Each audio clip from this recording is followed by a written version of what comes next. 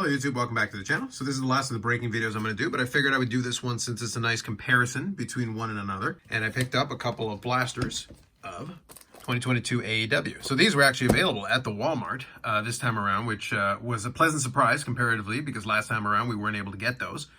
Now I did get asked, and I was actually chatting with, I think, Josh from the chat, and he was asking what the comparison was between these and the hobby box in terms of odds. And funny enough, I hadn't had the chance to look into it too deeply. Now, obviously, the retail ones do have the green pyro parallels. They also have the gold version of several of the inserts. So that's kind of retail exclusive stuff, which is pretty standard stuff. But what I thought was interesting is if you look at them, it's 8 cards per pack, 8 packs per box, right? So I picked up 2 blasters. That was the maximum they let you order online. Now, the hobby box is 8 cards per pack and 16 packs per box. So in terms of the number of cards in there, these 2 blasters are equivalent to 1 hobby box, which is actually not too bad. The hobby boxes right now, so I'm using Canadian dollars, but, knocked down about 30-35% off for American dollars if you want to translate. The hobby boxes are running, I think you can get them for about $119, $120. And these were actually $40, so $39.99 for each. If you take these two and you combine them with taxes and everything, it ended up being $90. So $90 versus $120 for an equivalent number of cards. Now the odds, since it is retail, the odds do get worse on these, so I can quickly show you a couple of examples.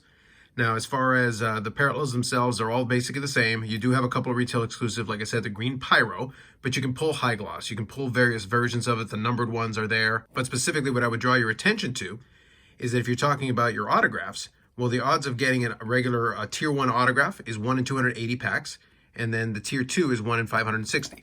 So in comparison to that, if you look at the hobby box, it's a little tough to read, so I'll zoom in a little bit. Tier 1 is 1 in 216 packs. And tier 2 is 432 packs. So it is a little bit worse odds in order to pull that.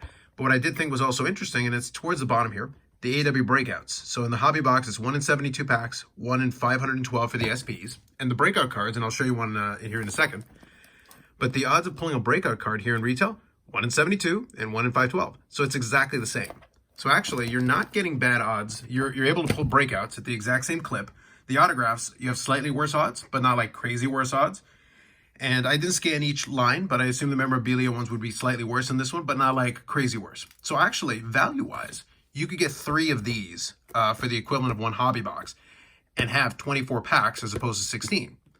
So if you're trying to get more of the base set and stuff, this is not a bad value. It's not a recommendation to go out and run retail, but I will say that comparatively, it seems like the value proposition is not too bad for these compared to the hobby box. So I'll throw that out to you. Do with that information as you will. But as I said, in 1 in 72 packs, you can pull out the breakout cards. And I actually got one in hand here. So I was able to show that off on the Instagram the other day.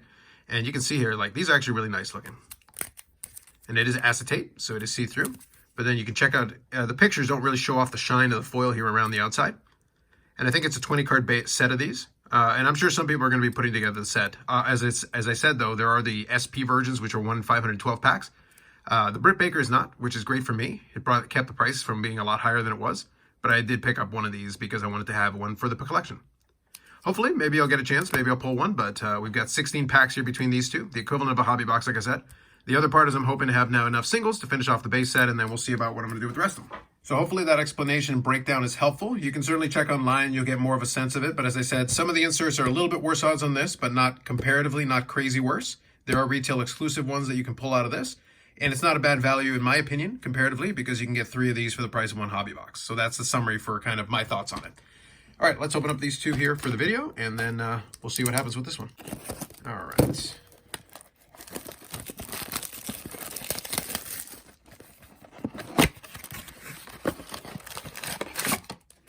As I said, you're getting the equivalent of about half a box worth in these, so let's see how we do. I'll zip through a lot of the base cards quickly here. Andrade. Wardlow Gold. Oh, there you go. Red Velvet Memorabilia. So there you go. Like I said, you do have the ability to pull those, so not too bad. Just some pack number 1. Keith Lee, Ethan Page, and I'll sort these out after and do a little summary for you after I open both blasters.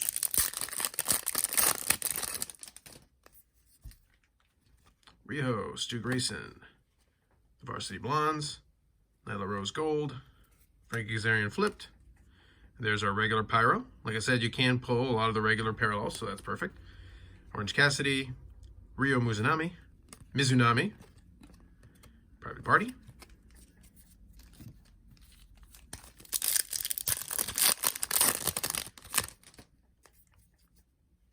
Hikaru Shida, Powerhouse Hobbs, Arn Anderson, debut dates, and then there is a gold version of this as well in this retail version. So there's Paul White. There's the gold version of the main features, Dustin Rhodes, so you've got a bunch of those, so that'll be stuff that I'm looking for in my checklist as well. Cash Wheeler, CM Punk, and Serena Deeb. One downside of the CM Punk thing, basically being out at AEW is that we never got an opportunity to do any reference whatsoever to Serena Deeb and CM Punk and the Straight Edge Society. Alex Reynolds, Taz, Angelico, gold. Jade Cargill, canvas. CM Punk, main features. Mark Henry, Nick Jackson, and Jungle Boy.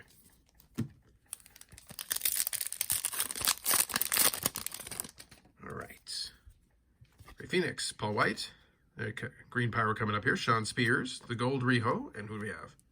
Max Caster with a very questionable mustache, but nonetheless, one half of the tag team champions, and the Green Pyros are numbered to 399. So that's another one you can chase after. Matt Jackson, Penta, El Cerro M, and Colt Cabana. Sort that out afterwards. All right, the Bunny. We got Jurassic Express, Stu Grayson Gold, Outside the Ring Hikaru Shida. There's the gold debut dates for Mark Henry. Retail exclusive, Lucha Brothers, Jay Lethal, Frankie Kazarian. So far, so good. I don't think the memorabilia is guaranteed, so I'll double check the odds in a minute here, but I think I did well in the first one. And these packs seem to be giving me a little bit of trouble, some of them. Okay. Ruby Soho, Dante Martin, Ricky Starks, Varsity Blondes Gold, Jay Lethal flipped. There's another Pyro. So I don't know if they're all flipped, but I'm just keeping an eye on that, so there you go. Kenny Omega main features, John Silver and Max Caster. Last pack on the first blaster. So far, so good. First blaster, we got memorabilia.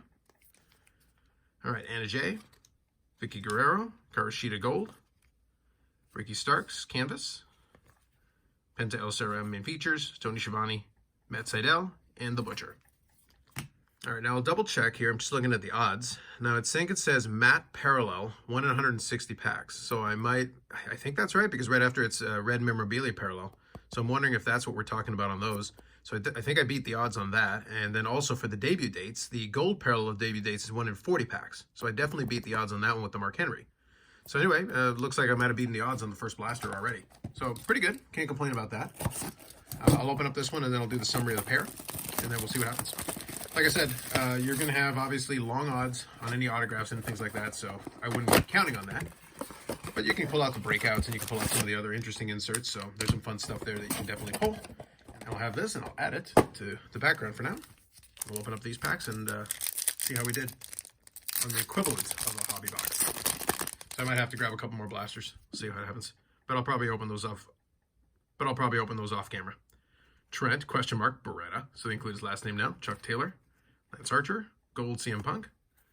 Oh, CM Punk again. Back to back. Pyro. John Moxley main features. Kenny Omega. Chris Jericho. It's actually a pretty star-studded pack, all things considered. Former world champions and names. Hangman Adam Page. Rick Knox. Serena Deeb Gold. Adam Cole. Oh, Hikaru Shida Gold. Nice. Gold main features. Sammy Guevara. Tully Blanchard. Anthony Bowens. And I think those gold main features, I think you can get them 1 per blaster, so that's your retail exclusive. And then we're also looking for that green Pyro.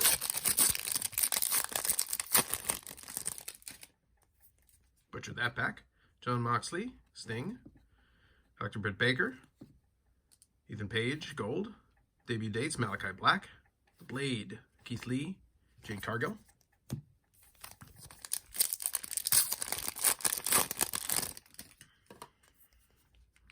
Santana, 2.0, Luchasaurus, Mark Henry Gold, Ty Conti, Canvas, Hikaru Shida main features, Young Bucks, Christian Cage.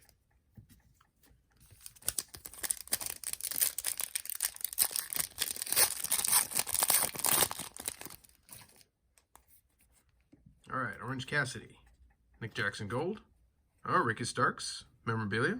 I will have to double check. Maybe I'm wrong on the memorabilia ones. I've gotten 1 in each, so either I'm really lucky or I'm defying the odds.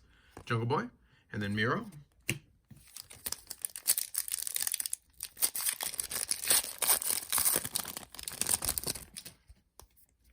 All right, Billy Gunn, Brian Pillman, Jungle Boy Gold, Ray Phoenix main features, Gold Jungle Boy main features, Adam Cole, Lee Johnson, Justin Roberts,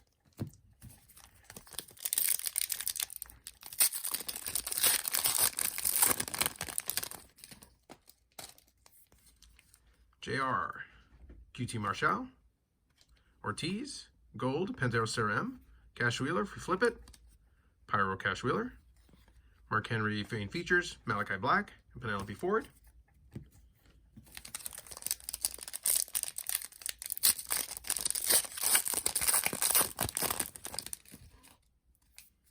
All right, last pack.